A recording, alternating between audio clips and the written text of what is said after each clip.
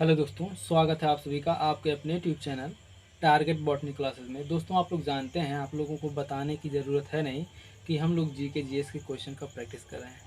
ठीक है, देखिए यहाँ पर लिखा गया है ना, एक मिनट देखिए। प्रैक्टिस करो और जीके जीएस में ज्ञान बढ़ाओ। बिल्कुल सही बात है भाई, हम लोग जीके जीएस का प्रैक्टिस करेंगे और जीके जीएस में ज्ञान बढ़ाएंगे। जीके जीएस, ठीक है। ये लूसेंट का बुक जो है ना, सामान्य ज्ञान, यानी लूसेंट के सामान्य ज्ञान का ऑब्जेक्टिव क्वेश्चन, जिसे बहुविकल्पी क्वेश्चन कहते हैं, हम लोग बहुविकल्पी क्वेश्चन का भर भर के प्रैक्टिस करेंगे, जो कि एग्ज़ाम में पूछे गए क्वेश्चन हैं। जितने भी क्वेश्चन हैं सभी के सभी किसी ना किसी एग्ज़ाम में पूछे हुए हैं। ओके, तो देखिए यहाँ पर लिखा गया है प्रैक्टिस सेट। ठीक, प्रैक्टिस सेट नंबर 30 है।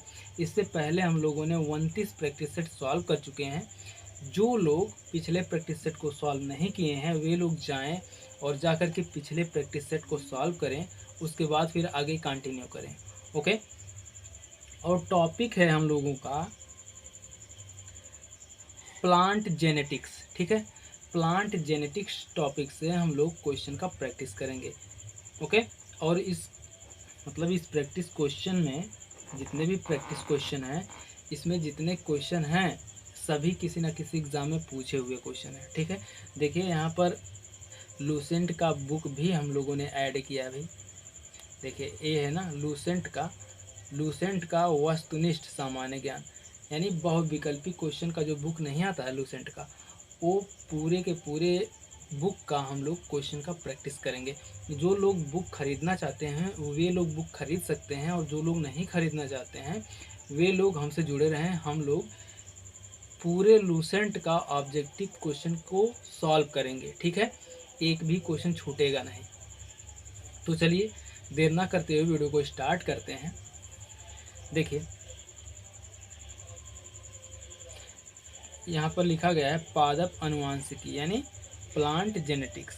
तो चलिए भाई प्लांट जेनेटिक्स को हम लोग पढ़ते हैं।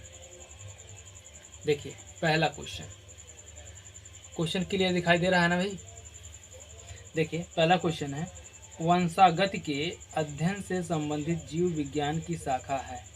क्या है भाई? कोशिका विज्ञान है, उद्विकास है, अनुवांशिकी है, या फिर शारीरिकी है। ये तो आप लोग बिल्कुल आसानी से बता देंगे कि कौन सा ऑप्शन सही होगा।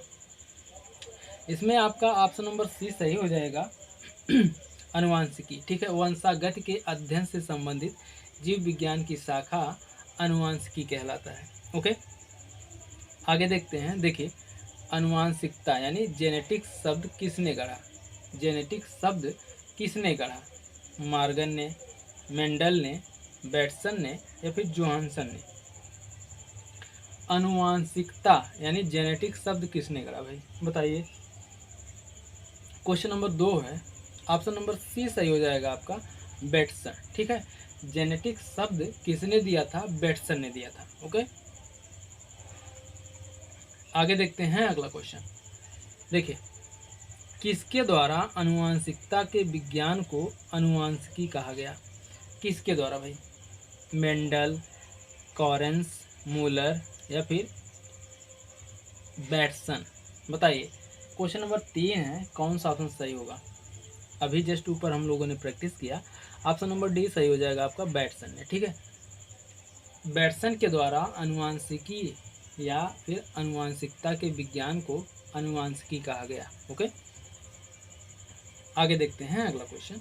देखिए अनुवांशिकी के जनक वैज्ञानिक हैं कौन है भाई? Father of genetics, Robert Hooke, Charles Darwin, Hugo de Vries, Gregor John Mendel? बताइए। क्वेश्चन नंबर 4 का कौन सा ऑप्शन सही होगा आपको बताना है। ऑप्शन नंबर डी आपका सही हो जाएगा, ग्रेगर जॉन मेंडल। ठीक है, ग्रेगर जॉन मेंडल को अनुवांशिकी के जनक या फिर फादर ऑफ जेनेटिक्स कहा जाता है। ओके, आगे देखते हैं अगला क्वेश्चन। देखिए अनुवांशिकी उत्परिवर्तन होता है।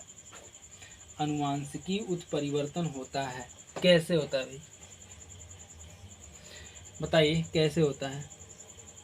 डीएनए से, आरएनए से, क्रोमोसोम से, या फिर राइबोसोम से? बताइए। इनमें से कौन सा ऑप्शन सही है, जल्दी बताइए। क्वेश्चन नंबर 5 है, बताइए भाई। ऑप्शन नंबर सी सही हो जाएगा आपका, क्रोमोसोम। ठीक है, अनुवांशिकी उत्परिवर्तन होता है किसके द्वारा होता है, क्रोमोसोम के द्वारा होता है। ओके, आगे देखते हैं अगला क्वेश्चन। देखिए, जीन शब्द, जीन शब्द का सर्वप्रथम प्रयोग किसने किया, जीन शब्द का सर्वप्रथम प्रयोग किसने किया, बताइए। वाल्डेयर, वाटसन, क्रिक, जॉनसन, बताइए। क्वेश्चन नंबर 6 है, ऑप्शन नंबर डी सही हो जाएगा आपका, जॉनसन। ठीक है, आगे देखते हैं अगला क्वेश्चन। देखिए, वंशागत की इकाई है, वंशागत की इकाई क्या है, फेनोटाइप, जीनोटाइप, जीन, इनमें से कोई नहीं, बताइए। क्वेश्चन नंबर 7 है, कौन सा ऑप्शन सही होगा, क्वेश्चन नंबर 7 का ऑप्शन नंबर सी सही हो जाएगा आपका, जीन। ठीक, वंशागत की इकाई जीन है। ओके, वंशागत है भाई, वंशागत। ठीक है, आगे देखते हैं अगला क्वेश्चन। देखिए, मेंडल ने किस पौधे पर संकरण का प्रयोग किया, मेंडल ने किस पौधे पर संकरण का प्रयोग किया, बताइए। Chicken P, pigeon P, garden pea, या फिर जंगली मटर, बताइए। इनमें से कौन सा ऑप्शन सही है। क्वेश्चन नंबर 8 है, बताइए भाई। क्वेश्चन नंबर 8 का ऑप्शन नंबर सी सही हो जाएगा आपका, गार्डन पी। ठीक है, मेंडल ने गार्डन पी पर संकरण प्रयोग किया। ठीक है, आगे देखते हैं अगला क्वेश्चन। देखिए, बारबेरा, ठीक, बारबेरा मैक्लिंटॉक, ठीक, बारबेरा मैक्लिंटॉक किस पौधे पर कार्य के लिए प्रसिद्ध है, मटर पर, मक्का पर, गेहूं पर, या फिर चावल पर, बताइए। क्वेश्चन नंबर 9 है, कौन सा ऑप्शन सही होगा आपको बताना है। ऑप्शन नंबर बी सही हो जाएगा, मक्का। ठीक है, बारबेरा मैक्लिंटॉक किस पौधे पर कार्य के लिए प्रसिद्ध है, तो मक्के पर। ठीक है, आगे देखते हैं अगला क्वेश्चन। देखिए, ग्रेगर मेंडल, ठीक, ग्रेगर मेंडल निम्न में से किसके प्रतिपादन हेतु प्रसिद्ध है, ग्रेगर मेंडल, बताइए भाई। कोशिका सिद्धांत, उत्परिवर्तन सिद्धांत, आनुवंशिकता के नियम, या फिर उपार्जित लक्षणों की वंशागति, बताइए। क्वेश्चन नंबर 10 है, कौन सा ऑप्शन सही होगा। ऑप्शन नंबर सी सही हो जाएगा आपका, आनुवंशिकता के नियम। ठीक है, आगे देखते हैं अगला क्वेश्चन। देखिए, मेंडल द्वारा प्रतिपादित आनुवंशिकता की तीनों महत्वपूर्ण नियम संबद्ध स्थापित करते हैं। मेंडल द्वारा प्रतिपादित आनुवंशिकता की तीनों महत्वपूर्ण नियम संबद्ध स्थापित करते हैं। क्वेश्चन नंबर 11 है, पृथक्करण, स्वतंत्र अपव्यूहन एवं प्रभाविता का नियम, प्रभाविता अप्रभाविता का नियम। ठीक है, ऑप्शन नंबर सी सही हो जाएगा आपका भाई। मेंडल द्वारा प्रतिपादित आनुवंशिकता की तीनों महत्वपूर्ण नियम संबंध स्थापित करते हैं, पृथक्करण, स्वतंत्र अपव्यूहन एवं प्रभाविता अप्रभाविता का नियम। ओके, आगे देखते हैं अगला क्वेश्चन। देखिए,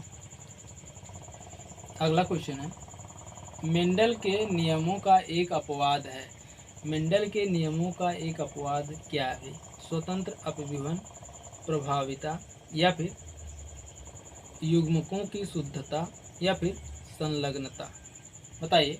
इनमें से कौन सा ऑप्शन सही है। क्वेश्चन नंबर 12, क्वेश्चन नंबर 12 का ऑप्शन नंबर डी सही हो जाएगा, संलग्नता। ठीक है, सहलग्नता, ऑप्शन नंबर डी सही है। आगे देखते हैं अगला क्वेश्चन।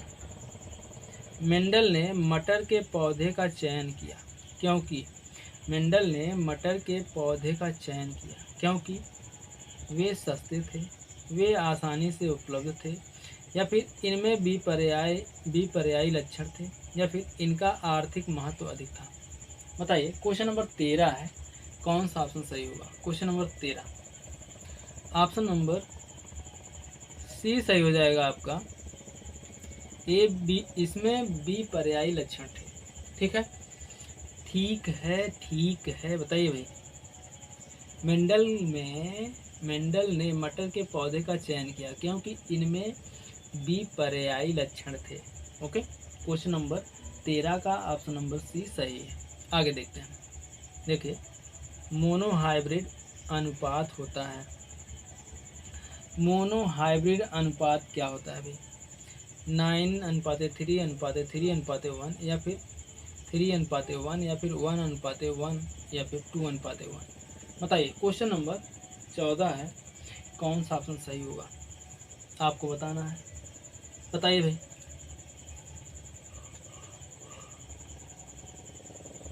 ऑप्शन नंबर बी सही हो जाएगा आपका, 3:1। ठीक है, मोनोहाइब्रिड अनुपात 3:1 होता है। ओके, आगे देखते हैं। देखिए, जीन बने होते हैं। जीन किससे बने होते हैं भाई? डीएनए के, आरएनए के, डीएनए तथा आरएनए के, प्रोटीनों के। बताइए क्वेश्चन नंबर 15 है, कौन सा ऑप्शन सही होगा, आपको बताना है। क्वेश्चन नंबर 15 जल्दी बताइए भाई। ऑप्शन नंबर ए सही है, डीएनए के। ठीक है, जीन जो होते हैं डीएनए के बने होते हैं। ओके, आगे देखते हैं अगला क्वेश्चन। देखिए, अगला क्वेश्चन है, सन 1959 में कृत्रिम रूप से डीएनए को संश्लेषित करने हेतु नोबेल पुरस्कार किसको मिला था? किसको मिला था भाई? कार्नबर्ग, ओकोवा, खुराना, निरनबर्ग। बताइए इनमें से कौन सा ऑप्शन सही है। क्वेश्चन नंबर 16 है। क्वेश्चन नंबर 16 का कौन सा ऑप्शन सही है? ऑप्शन नंबर ए सही है, कार्नबर्ग। ठीक है, सन 1959 में कृत्रिम रूप से डीएनए को संश्लेषित करने हेतु नोबेल पुरस्कार कार्नबर्ग को मिला। ओके, आगे देखते हैं अगला क्वेश्चन। देखिए, स्वतंत्र अपविभजन का अभिप्राय है। स्वतंत्र अपविभजन का क्या अभिप्राय है भाई? एक माता पिता के लक्षणों का पृथक होना, एक माता पिता के लक्षणों का पृथक ना होना, या फिर पैतृक लक्षणों का मिलना, या फिर पैतृक लक्षणों का पृथक होना। बताइए क्वेश्चन नंबर 17 है, कौन सा ऑप्शन सही होगा, आपको बताना है। Question number 17 option number A सही हो जाएगा आपका, एक माता पिता के लक्षणों का पृथक होना। ठीक है, ऑप्शन नंबर ए सही हो जाएगा। स्वतंत्र अपविभजन का अभिप्राय एक माता पिता के लक्षणों का पृथक होना है। ओके, आगे देखते हैं अगला क्वेश्चन। देखिए, अगला क्वेश्चन है, मेंडल की सफलता का मुख्य कारण था। मेंडल की सफलता का मुख्य कारण क्या था भाई? क्वेश्चन नंबर 18 है। बताइए, उन्होंने संतानों का गणनात्मक विश्लेषण प्रस्तुत किया था, या फिर उन्होंने अपने क्रॉसों में पहले केवल एक ही लक्षण को एक बार में लिया था, या फिर उन्होंने वंशावली अभिलेख रखे थे, या फिर उन्होंने मटर के पौधे का चयन किया था। बताइए मेंडल की सफलता का मुख्य कारण क्या था भाई? ऑप्शन नंबर डी सही हो जाएगा आपका, उन्होंने मटर के पौधे का चयन किया था। ओके, क्वेश्चन नंबर 18 का ऑप्शन नंबर डी सही हो जाएगा। ओके, आगे देखते हैं अगला क्वेश्चन। देखिए, अगला क्वेश्चन है, हरगोविंद खुराना। ठीक है, हरगोविंद खुराना को किस आविष्कार के लिए सम्मानित किया गया? हरगोविंद खुराना को किस आविष्कार के लिए सम्मानित किया गया भाई? प्रोटीन संश्लेषण के लिए, जीन संश्लेषण के लिए, नाइट्रोजन क्षारों के संश्लेषण हेतु या फिर इनमें से कोई नहीं। बताइए कौन सा ऑप्शन सही होगा। क्वेश्चन नंबर 19 है, जल्दी बताइए भाई। ऑप्शन नंबर ए सही, बी सही हो जाएगा भाई, सॉरी, ऑप्शन नंबर बी सही हो जाएगा, जीन संश्लेषण के लिए। ठीक है, हरगोविंद खुराना को किस आविष्कार के लिए सम्मानित किया जाता था या किया गया है, तो जीन संश्लेषण के लिए। ठीक, जीन संश्लेषण के लिए डॉक्टर हरगोविंद खुराना को सम्मानित किया गया भाई। ठीक, पुरस्कार से सम्मानित किया गया। आगे देखते हैं अगला क्वेश्चन। देखिए अगला क्वेश्चन है, प्रयोगशाला में सर्वप्रथम डीएनए का संश्लेषण किया था। प्रयोगशाला में सर्वप्रथम डीएनए का संश्लेषण किसने किया था भाई। मिलर ने, खुराना ने, डी ब्रीज ने या फिर केल्विन ने। बताइए कौन सा ऑप्शन सही है भाई, जल्दी बताइए। क्वेश्चन नंबर 20 का ऑप्शन नंबर बी सही हो जाएगा, खुराना ने। ठीक है, डॉक्टर हरगोविंद खुराना नाम है, पूरा नाम। ठीक है, प्रयोगशाला में सर्वप्रथम डीएनए का संश्लेषण डॉक्टर हरगोविंद खुराना ने किया था। ओके, तो दोस्तों ये तो थे 20 क्वेश्चन। ठीक है, और ये रहा आपका आंसर की। आप लोग कमेंट करके बताइएगा कि वीडियो कैसी लगी, और